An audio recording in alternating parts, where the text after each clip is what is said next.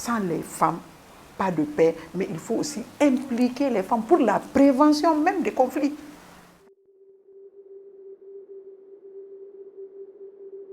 Et dans ce sens, nous devons travailler avec les femmes pour identifier d'abord les besoins, parce que nous ne pouvons pas prendre de décision pour les femmes sans les femmes.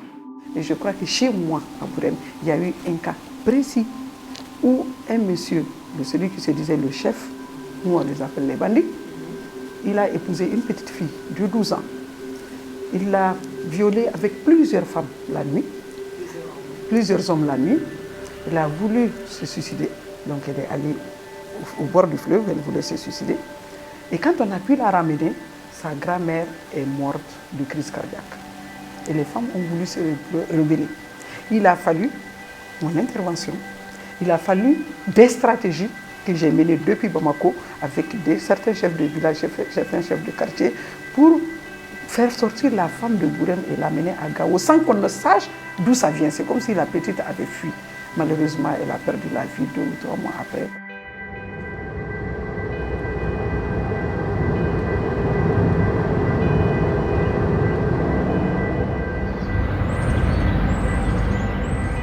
Meet Ambassador Fatoumata Sir Diakite. She can neither remember all of her daughters' names nor remember how many they are.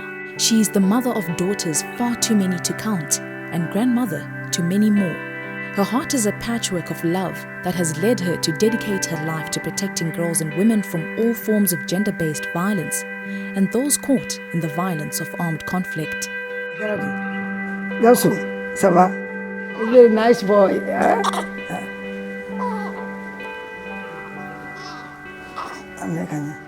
Mama Diakite's big heart compels her to protect women and girls in a country beset with strife and war by providing a safe haven for all who enter her doors. This place is a shelter for women and girls victims of gender-based violence. So it's a place where they have all the commodities they are looking for. They have bedrooms. They have also some medical staff to look after them, and they have also a psychologist to look after them. We look after all women and girls victims of gender-based violence or sexual violence due to the conflict or not, but mainly women we receive here were the victim of the conflict in the northern part of Mali. A woman has a story that she was in the street with 2 boys. She got the third one here. Yeah, she's a very young mother. And she's been in the street for a long time. So when we saw her, we brought her here so that she could be safe and save also the children. So that's the kindergarten. When they came, they were very violent. They have no sleep, no nap. So it's a means also to give them a kind of education and to leave space for the women to learn some income-generating activities. The doctor, she comes 2 times a week. And when there is an emergency, she's also here. There was a woman who came from Mopti, and she said that she received a kind of the bullet in her leg. And we went through a kind of radiotherapy and all the thing. And when we did that, we saw that there was no bullet inside. But she spent one year thinking that she had the bullet in her leg. And when she got the psychological therapy, then things was really good for her, better for her. It's the same thing with the psychologists also. Income generating activities is a means for women to get free of violence. Because if you have some economy by yourself, then you can just escape any blackmail. They spend 3 months training. At the end of the training, they receive their diploma. Most of the time, there are women victims of domestic violence. Her case is the best of that. The husband tried to take her children from her and sell the children to another place. So we took a lawyer and we won the case. We brought her here so that she could be empowered.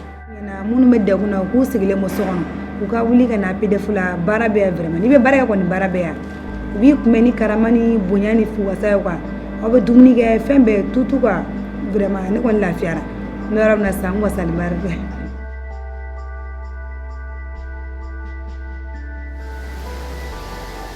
Women and children pay the highest price in armed conflict, and now women of Mali want peace. They are sitting at the peace table, ensuring increased representation in decision-making bodies, equality in all bodies implementing the peace agreement and other peace initiatives. D'abord la volonté, il faut vouloir. Si on veut réussir, il faut d'abord vouloir. Je souhaite que les femmes participent, qu'elles commencent d'abord à croire en elles-mêmes.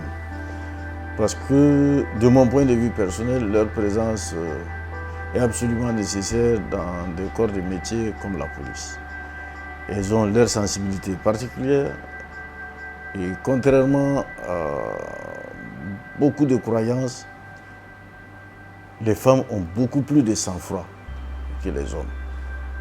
Dans certaines situations particulières, leur sang-froid permet très souvent de trouver la meilleure solution sans exercer inutilement des violences.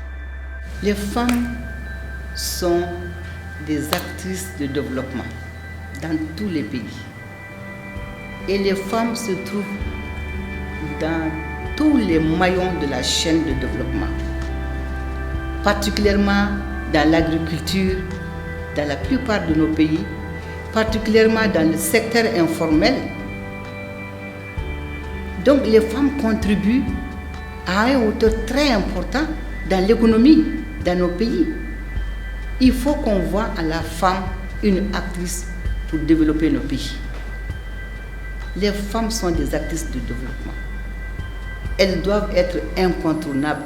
Elles doivent être dans le processus et au cœur du processus. Children are the main victims of conflicts, enduring untold miseries, hardships, sexual and other forms of violence in wars and conflicts, which they play no part in starting. Our resolve to silence the guns must therefore give hope to women and children suffering from the terror of Boko Haram and Al-Shabaab. Our resolve must provide renewed hope to the peoples in conflict-ridden areas in Darfur East, DRC, Libya, Mali, Somalia, and South Sudan, where lives and livelihoods have been shattered.